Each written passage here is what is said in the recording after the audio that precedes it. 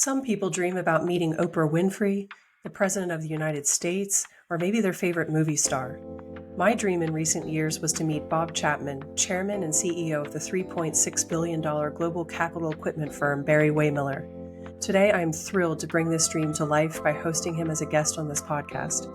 Recently named CEO of the Year by the Society for Human Resource Management, the number 3 CEO in the world by Inc. magazine, and a top 10 social capital CEO by International Business Times, Bob Chapman dreams of a world in which people leave work each day fulfilled by their work rather than drained by it. Chapman has championed meaningful work and caring work environments through what he calls truly human leadership. This leadership philosophy and the transformation it brought about at Barry-Wehmiller were the inspiration behind his 2015 Wall Street Journal bestseller, Everybody Matters: The Extraordinary Power of Caring for Your People Like Family. Also in 2015, a leadership training firm, Chapman & Co. Leadership Institute, was founded to bring Barry-Wehmiller's trademark culture transformation training to for-profit organizations. You'll finish this episode feeling inspired and equipped to help build better organizations for tomorrow. Let's join him in a movement that aspires to a society where people think of others first, a society where everybody matters. This is E3. Engage and empower with empathy. Welcome to the show today, Bob. It is so nice to see you today, and that is completely an understatement, and I will tell you why. So when your admin sent me dates to schedule this podcast, I deliberately picked the date closest to my birthday.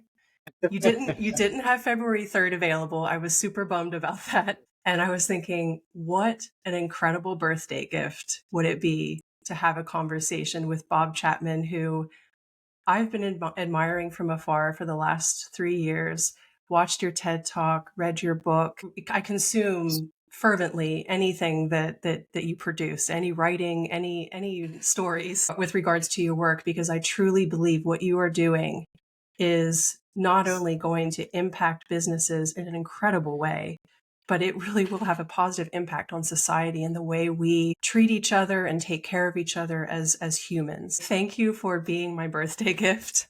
And thank you for being here today. I'm really excited about this conversation. Happy birthday. But remember, every day is your birthday. Every day is a blessing. And so celebrate every day as a special day. And this is our day we get to connect and try to move the world to a place where it's meant to be, where people genuinely care for each other. Absolutely. I love it. So let's talk about your journey, because I think it's important to hear how you got to where you are today. And this whole mantra of truly human leadership didn't just happen overnight, and it wasn't something that you discovered in your younger years. And I can say from my experience going through business school, I think you and I had very similar experiences. I learned all the theoretical components of business leadership and how to drive profit and strategy and process. So, you leave grad school feeling equipped with all of the tools to be a business leader. But no one ever at any point in my grad school experience told me how to take care of people at work or lead people. So tell me a little bit about your journey to discovering this way of leadership as stewardship, as you call it, and what it really means to be a steward. Yeah, and I'll begin with Rebecca, a little bit like you. I was a pretty average student in high school. I decided to get an accounting degree at Indiana. I did fine, and then decided to go to graduate school MBA at Michigan. So I have a very traditional good education. And then I went to Price Waterhouse for about a year and a half and worked in public accounting. So my background is very traditional, nothing unique about my background. And when I got into business, obviously creating shareholder value, profitability was my focus. Okay. And in my case, I stepped into a company that my dad had bought for $30,000 in the 1950s. 100-year-old company that made machinery that was struggling. It had old technology. So my beginning was kind of dealing with a very challenged organization that did not have much of a future. When I look back, Washington University invites me to speak every year at what's called Defining Moments. And when I look back, it caused me to look back on my journey. And I look back with you and I took management classes. I got a management degree, and I thought we were supposed to manage people. That's just what I thought. And when I got out and when I saw the world, that's what people did. People came to me with questions because of my position. I could tell them what to do. It felt good. It felt what I was taught and what I experienced. I was never taught to be a leader. So management means, in my opinion, the word management means the manipulation of others for my success. The lens through which I saw the people in our relatively small organization at the time, I was a nice guy. We had kind of a challenge, but nice company. But I saw people as functions, an engineer, accountant, labor, hourly workers, union workers, all these labels we described them. And I thought, this is normal. When I went out, was involved in various organizations, this is the language we use, okay? Clearly, the word leadership is dramatically different than management. Leadership means the stewardship of the people whose lives you have the privilege of leading. Those people in your span of care. So that went from seeing people as functions to the lens, seeing somebody as somebody's precious child who simply wants to know they matter. And what we learned is the way we lead, again, I was never told in my education, probably you either, is that the way I would treat people at Barry-Wehmiller would affect their health, be a major factor in their health, and be a major factor in how they went home and treated their family, their spouse, their kids, and behaved in our communities. So when we see this anger, this frustration we have in this country, you'll realize that most people, 88% of all people, work in an organization where they feel that the organization does not care about them. So I want to go back to this foundational issue. You kind of, because it's going to be the theme. You weren't taught that way. I wasn't taught that way. And I had a series of revelations that changed the way I saw people in my span of care. And I went back and I went up to Harvard and I said, what is the purpose of education? Because I went back and thought about my education because we had similar education. And what people said is that the founding fathers felt we needed an informed citizenry to have a democracy. So our education system was a foundation, according to this team I talked to at Harvard, was to have an informed citizenry so we could have a democracy, which makes sense. But then the Industrial Revolution came along, which we attribute a great deal to the growth in our society and healthcare and standard of living. The great benefit of the Industrial Revolution came along. We thought, great, we will give people better paying jobs, more predictability, better benefits. We'll build communities around these factories. But the theory behind that was we were going to create wealth. Better paying jobs, take them off the farm, put them into a factory where they can get a better wage, better benefits. And at the same time, the entrepreneurs created a great deal of wealth as we use those people to create wealth. When were unions formed? In the very early stages, because we didn't know how to care for people. We used people to create economic value. So the flaw in the society we have today is that we thought success would be a society with a great deal of abundance, healthcare, vacations, nice homes, nice communities, good arts, okay?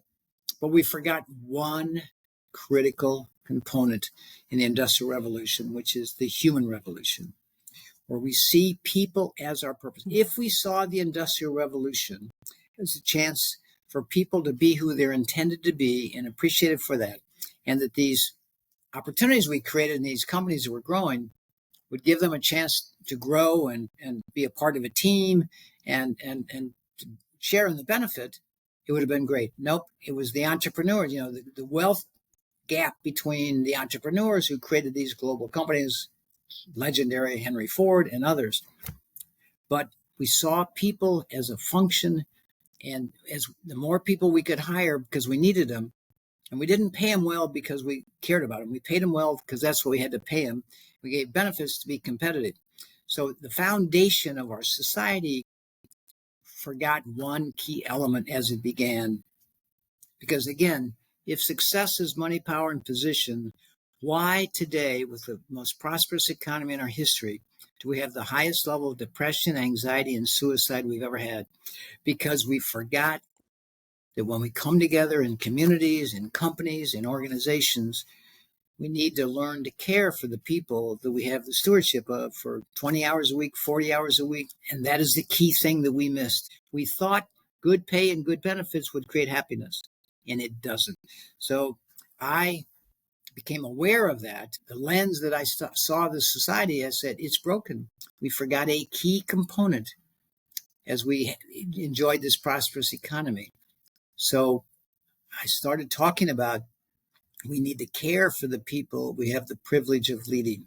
So again, the lens through which I saw people, the way I was educated and the way I experienced the world, I saw people as functions, not as somebody's precious child. That is the revelation that led to Truly Human Leadership, that led to our book. People are our purpose, and people simply want to know that who they are and what they do matters. It is not that we have bad people, because again, when the CEO roundtable came out and said we need to think about more than just the shareholders, and I know some of these gentlemen, they're really fine, good gentlemen, fine family members, good community members. They meant it, but they have no idea how to do that, nor do their boards ever talk about caring.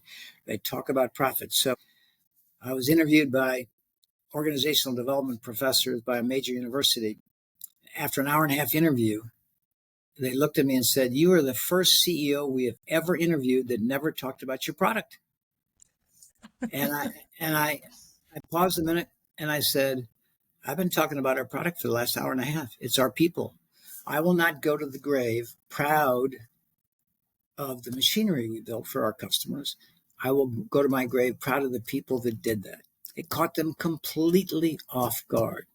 So the foundation of Truly Human Leadership is a focus on the people we have the privilege of leading, making sure that when they leave our care, when we have them in our care for 40 hours a week, they go home feeling valued so they can treat their spouse, their children, and behave in the community. To me, it is the key to solving issues we face as a society around the world. I love your story, and I love how you brought it to this point. Clearly, this is deeply rooted in our society, this mentality that we're treating people like functions rather than human beings. So it's hard to undo something that's so integrated into the way we treat people in the workplace, which is probably why leaders are having such a hard time adopting it. This type of people-focused leadership really leads to a very strong organizational culture. And I've seen in my experience working for different companies how culture is this very kind of touchy-feely subject. You can sense when it's good, you can sense when it's bad, but you can't really pinpoint what's driving it. But you can tell when there's a change in leadership at the top. So you feel the shift in culture. I imagine when you step down as CEO at Barry-Wehmiller at some point and someone else takes your role, because you've deeply integrated it into the DNA of Barry-Wehmiller, it will stay. Just so it's not reliant on you as a CEO. You've built it into Barry-Wehmiller's culture. How do you build that type of culture to the point where it's sustainable beyond just one person at the top? Big question, because about 20 years ago, I was having dinner with one of our new team members out in California. We were out studying an author who wrote a book, True to Your Roots. And so we're beginning to study leadership. We went to California, we're having dinner, and this young man, brand new to the company, MBA from Washington University, he asked me a question anybody that knew me would not ask me. He said, "Bob, what is your greatest fear?" Fear is not a word I use. And so I paused a minute and I thought about an experience I had at our church that was very important to me as a young man. And we had a phenomenal rector, Ed Salmon, who was very instrumental in our young life, in our 30s and 40s. Ed was called to be the Bishop of South Carolina, and our church fell apart overnight. A church.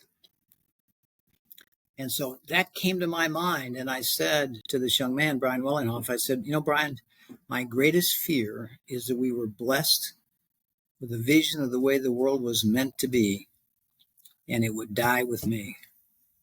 And I said, okay, what are we going to do? We got up that morning, the next morning at breakfast, and said, what do great religions do to survive over time?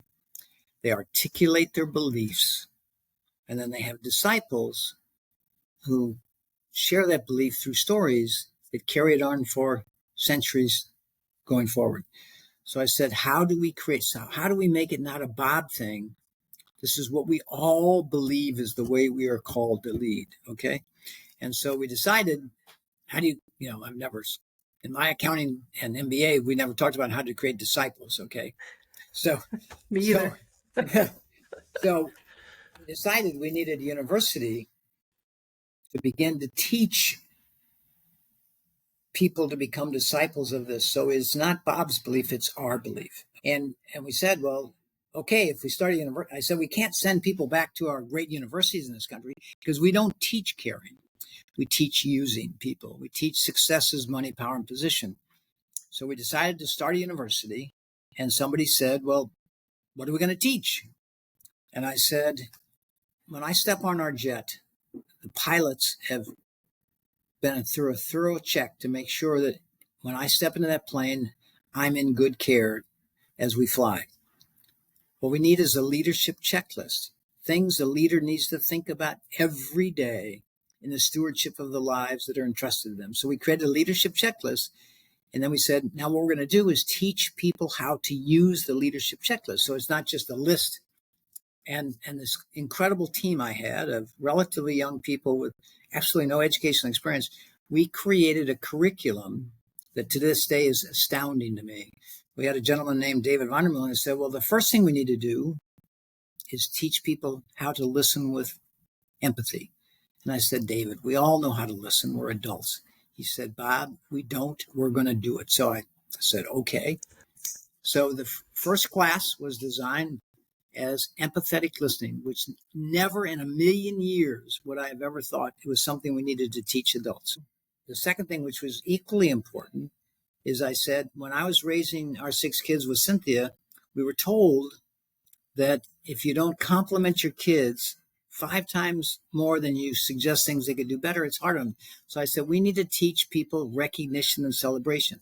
How do you let people know they matter in thoughtful, timely, appropriate ways?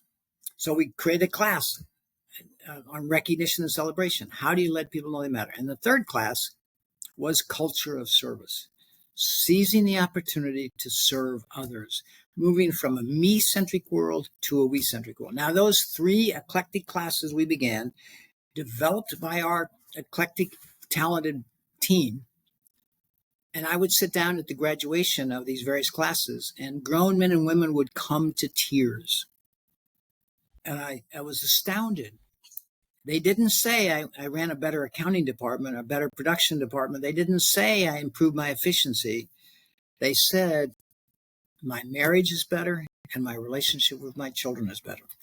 Because what we did is we tapped into human skills that go well beyond what we should do at work.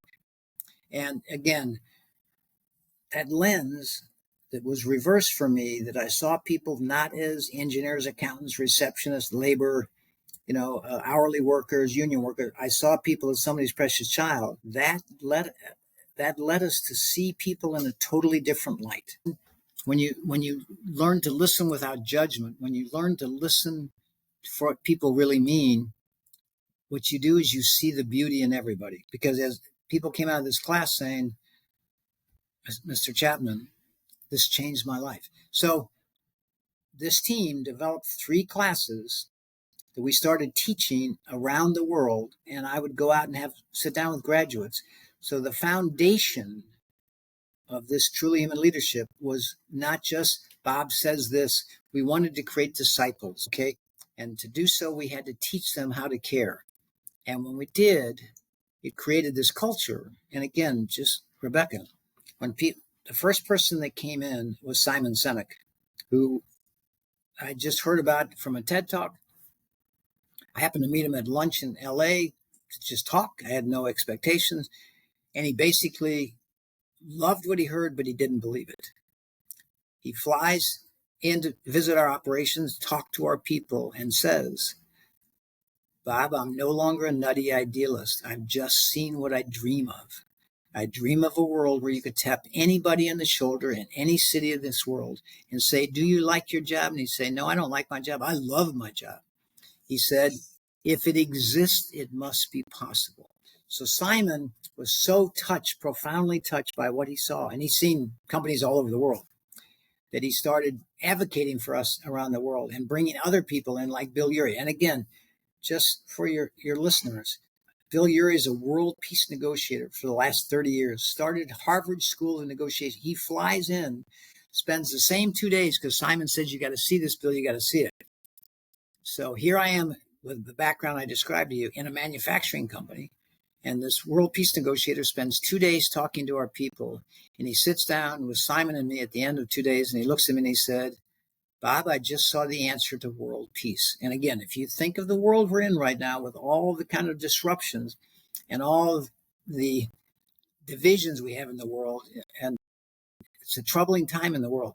Here's a world peace negotiator said, I saw the answer to world peace. I said, Bill, how could you possibly see the answer to world peace in a manufacturing company? And he said, Bob, I saw a place where people genuinely care for each other. And what we realized, Rebecca, at that moment, we wanted to give people the skills to be a disciple of this leadership model. But what it turns out we did is we taught people how to care. We didn't ask them to care for the people they leaded. We taught them, in hindsight, how to care for people. And the bad news about COVID, it was highly contagious. The good news about caring, it's even more contagious than COVID. What we found is when people feel cared for, it releases in them a greater capacity to care for others. And when you care for somebody, you see the beauty. Because I'd sit down with these listening classes and people would say, I met the most wonderful group of people because they saw beyond the superficial to their soul. When you listen to people without judgment, when you understand people have uniquely different lenses, so you don't debate with them, you validate their worth. And so, as you can see, this eclectic idea of creating disciples with this incredibly talented team ended up creating this journey from using people to caring for people, but it extends well beyond Barry-Wehmiller because, again, I guarantee you and I were not told that in our role in our companies, the way we would treat people at work would be a major factor in their health and be a major factor in how they go home and treat their spouses. So we wonder what's wrong with kids today. Is it the cell phone? Or is the fact that their parents probably come home from work pretty drained, not feeling valued, don't necessarily treat their spouse right, not in a mood? We have a country where we have TGIF. Thank God it's Friday. I mean, why would we celebrate your kids getting a job when there's an 88% chance they're going to work for an organization that doesn't care about them and not treat them with respect and dignity? So again, never in hundreds of speeches around the world has anybody just debated what I just said to you. They just don't know how to go from using people for economic success to caring people for human success. So let's talk a little bit about, first of all, love Simon Sinek, love Bill Urey. I actually have several of Simon's books behind me on my bookshelf, and I just finished reading Bill Urey's Possible book. Yeah. I mean, just knowing the extent of mediation and negotiations he's been involved in with world leaders and really dealing with the most impactful conflicts from a geopolitical perspective. The fact that he would set foot into your company and say, I'm seeing world peace at play here is incredible. So I definitely want to talk to you more about that conversation. But so you're saying how leaders don't know how to get to the how part. They understand the concept of caring.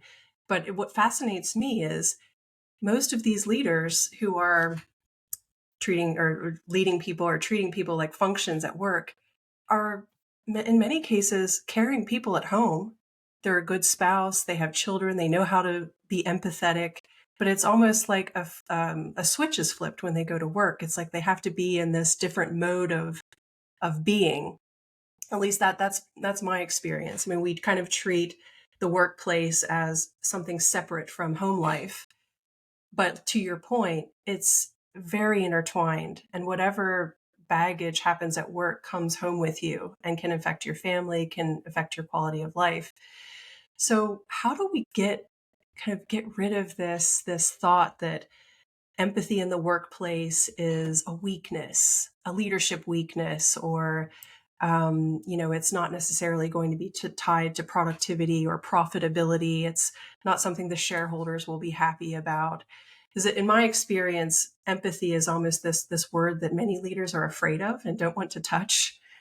Um, so how do you help leaders get from that point of, oh, empathy is a weakness, I don't know if I can, if I want to touch that right now, to really infuse it into their way of being at work and not just their home life, and also demonstrate that it's not just a soft skill, that it's something that actually leads to increased productivity, increased innovation, profitability, that they're interlinked somehow.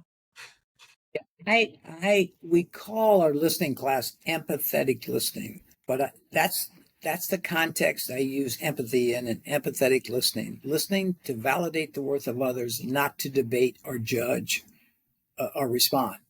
Remember, in our schools, we teach people how to speech, English, speech class, and we teach people how to win debates, to debate. Why? Because we want them to have good critical thinking skills.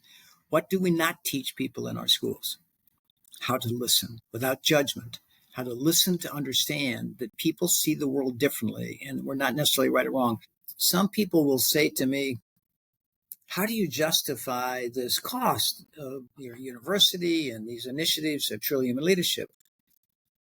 How do you justify caring for your people? And I say, I don't even think about having to justify caring. I would say to you, how do you justify not caring? When you see the statistics that I quote, 88% of all people feel they work for a company that doesn't care about them. Talk to CEOs, 74% of all illnesses are chronic. The biggest cause of chronic illness is stress, and the biggest cause of stress is work. 65% of all people would give up a salary increase if they could fire their boss. There's a 20% increase in heart attacks on Monday mornings when people have to go back to work. What do I need to justify in a society where people genuinely care for each other? We don't have to justify safety, do we? But safety is a cost issue, because if somebody gets hurt, we have workman's compensation insurance. So a lot of the safety conferences I go to are really not so much about that we care about the people. It's one of the data points we have, number of lost days without accidents, etc. The guiding principle we have in our company is we measure success by the way we touch the lives of people. And we embrace safety from we don't want our friends to get hurt. Not that we want to reduce our workman's compensation insurance, which is a budgetary issue. And we're not trying to improve productivity. If you start with the wrong reason, you end up with the wrong result. Okay, we don't do this to improve productivity. We don't do this to improve profitability. We don't do this to attract more people. We do it because it is the right thing to do. To care for the people you lead, to treat them no less than you would want your mother and father treated where they work, or your children treated, or your best friend treated. And we have this poverty of dignity in this country because we don't know how to treat people in organizations focused on results. How do people progress in an organization? They achieve results. They didn't get evaluated on the fact that they cared for the people. They got promoted by achieving results. Foundationally, I don't have to justify caring. I say, how do you justify not caring? How can you live in a society when we look at the issues we face, anxiety, depression, and say, we need a better healthcare system to handle all this anxiety and depression? The foundation of healing the brokenness in this world is in this conversation. Sending people home feeling valued dramatically affects it. I think there's something like a 40% reduction in healthcare claims for people who love what they do. Okay. So what we try to do is we try to negotiate with insurance companies healthcare programs instead of going to the root cause, which is, are we sending people home feeling valued? And are we treating them with respect and dignity? And if you start there, then you achieve, but we never justify what we do on improving productivity, profitability, attracting people. Those are the result, but we didn't do it for that reason. We didn't say we need a better culture so we can attract people and retain people. People think they have to justify caring.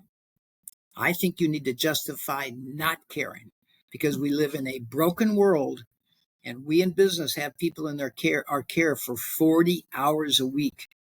We could be the most powerful force for good in the world if we simply looked at the people in our span of care as somebody's precious child and treat them with respect and dignity. And we could heal this poverty of dignity by simply changing the lens through which we see people. Now, a little sidebar, it's not just at work, because the stories we hear are all. I gave a speech in Amsterdam at a major business school. The professors were there, graduate students were there at the invitation of the McKinsey office in Amsterdam. After the two McKinsey partners that invited me, one partner had to go to Manchester, England. The other took us back to their office to have a discussion with their office. So the one gentleman leaves, we go back to their office, we have lunch, and we sit around a round table. And this gentleman who left to go to Manchester, England, walks in the room. We said, "McKelly, what are you doing here? I thought you were going to Manchester." He said, "Bob, I got in a cab. Turns out I got in a cab with a young cab driver.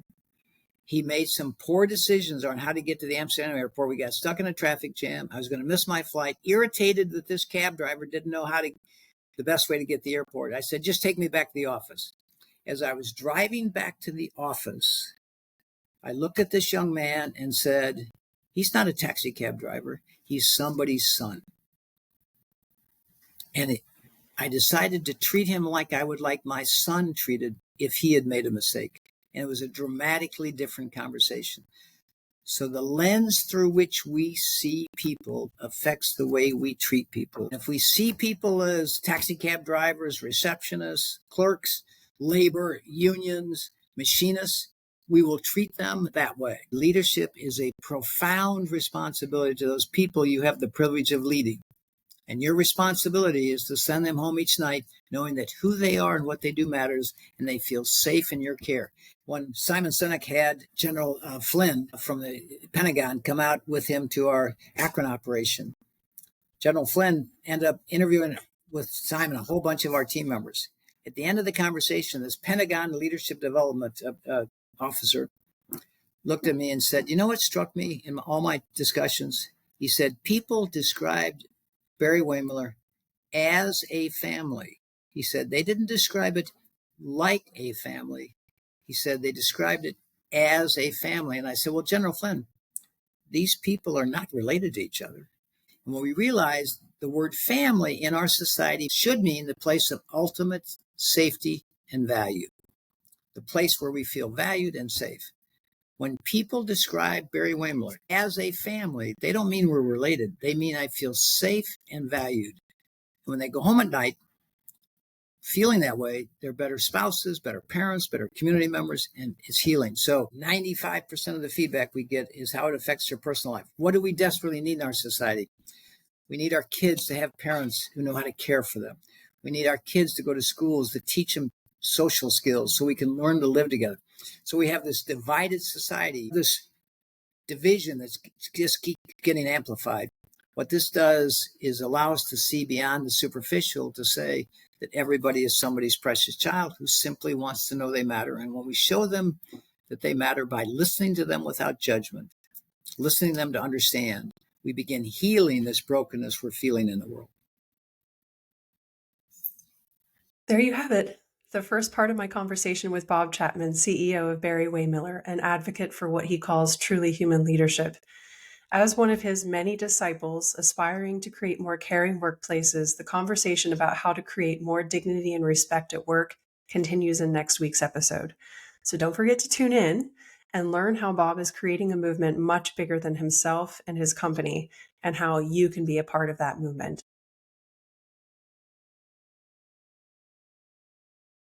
This podcast is designed to help busy business leaders create an inspired and engaged workforce. I am building a community of like-minded leaders and experts who all share the same passion, taking care of people at work. Whether you are a blue-collar worker or a white-collar worker, small business owner or corporate executive, you belong in this community. If you enjoyed this podcast and would like to hear more, please subscribe wherever you like to listen to podcasts. If you know someone who I should interview or should be part of this community, please connect with me on LinkedIn or Instagram. Life is too short. Let's take care of each other at work so that together we can make this world a better place.